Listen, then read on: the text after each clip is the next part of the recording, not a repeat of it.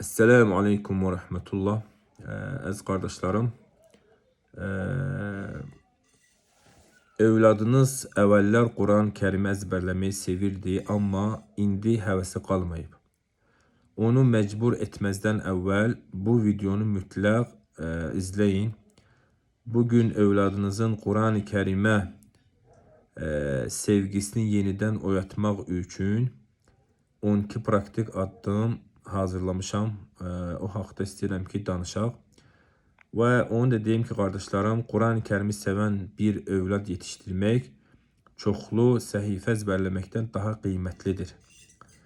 Övladınızın Quran-Kərimi əzbərləmə sevgisini oyatmaq üçün 12 dənə praktik addımdan danışaq. Deməli, birinci praktik addım odur ki, qardaşlarım, mövzuya, uşağın yəni mövzuya baxışını dəyişin. Əzbərləmə məqsəd deyil, Allahın kəlamını anlamaq və onun əməl etmək üçün bir vasitə hesab edin. İkincisi, əsl səbəbi öyrənin. Yəni, övladınızla sakit şəkildə söhbət edin, sözünü kəsmədən onu dinləyin və əzbərdən soyunmasının həqiqi səbəbini müəyyənləşdirin. Üçüncüsü, təzyiqi və gözləntiləri azaldın. Yəni onun gücünə uyğun az miqdarda başlayın. Az davamlı öyrənmək çox əzbərləməkdən daha nədir? Daha faydalıdır. Çox yükləməkdən daha faydalıdır. Və dördüncüsü, ona uyğun üsulu seçin. Tamam, hər uşağın öyrənmə fərzi fərqlidir. Müxtəlif usulları sınayın.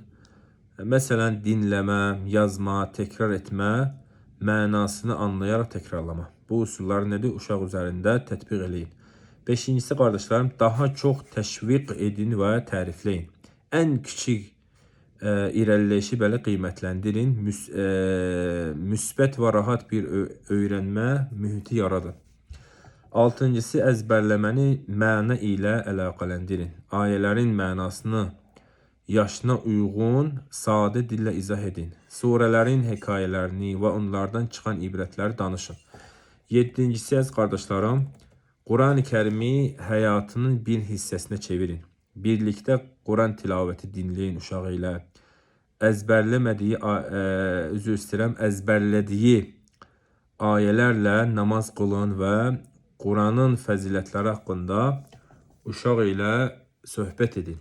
Səkkizincisi, münasib vaxt və məkan seçin.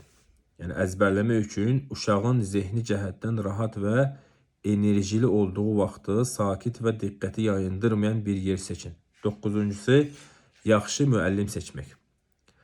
Əgər müəllim ona mərhəmət, nəzakət və anlayışla yanaşarsa, onunla davam edin və müəllim ilə daimi əlaqədə olun. Onuncusu, əzbərləməni dayandırmayın, usulu dəyişin.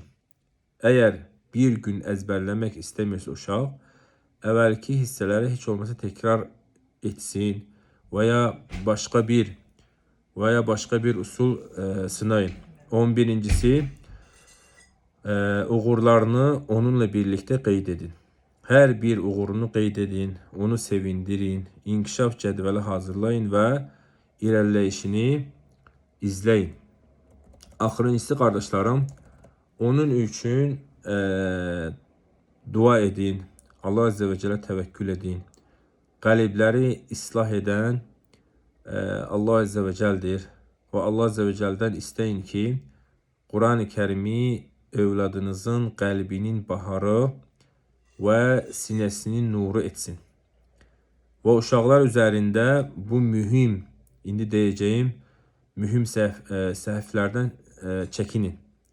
Uşağın üzərində qışqırmaq və hədələmək və onu bacı qardaşları və ya yaşıdları ilə müqayisə etmək. Sonra yorğun olduğu halda əzbərləməyə məcbur etmək. Psixoloji və emosional vəziyyətini nəzərə almamaq uşağın. Daim uşağı tənqid etmək və yalnız səhvlərinə diqqət etmək və ya səhvlərinə diqqət yetirmək. Bunun üçün də nədir bu şeylər? Uşaq üzərində tətbiq etsəniz, uşaq daha da pisləşəcək, Quran-ı Kərimdən uzaqlaşacaqdır. Və mühüm tərbiyə prinsipləri də olardır ki, özünüz nümunə olun. Uşaqlar sözlərdən daha çox davranışları təqlid edirlər. Müsbət təşviqdən istifadə edin. Gözəl söz və tərif uşağı həvəsini artırır. Uğur hissini yaşadın. Uşaq özünü bacarıqlı hiss etdikcə davam etmək istəyi də artacaqdır qardaşlarım. Və valideynlərə mühüm tövsiyə də odur ki, evladınızın qısa zamanda çox Quran əzbərləməsini əsas məqsəd etməyin. Əsas məqsədiniz nədir? Onun Quran-ı Kərimi sevməsi və onunla yaşaması olsun. Çünki Quranı sevən uşaq gec də olsa yenidən əzbərə qayıdacaqdır. Məcbur edilən uşaq isə fürsət tapanda ondan uzaqlaşacaqdır. Allah Azze ve Celle bizi eşidib əməl edən qullarından etsin. Esselamu aleykum və rəhmətullah.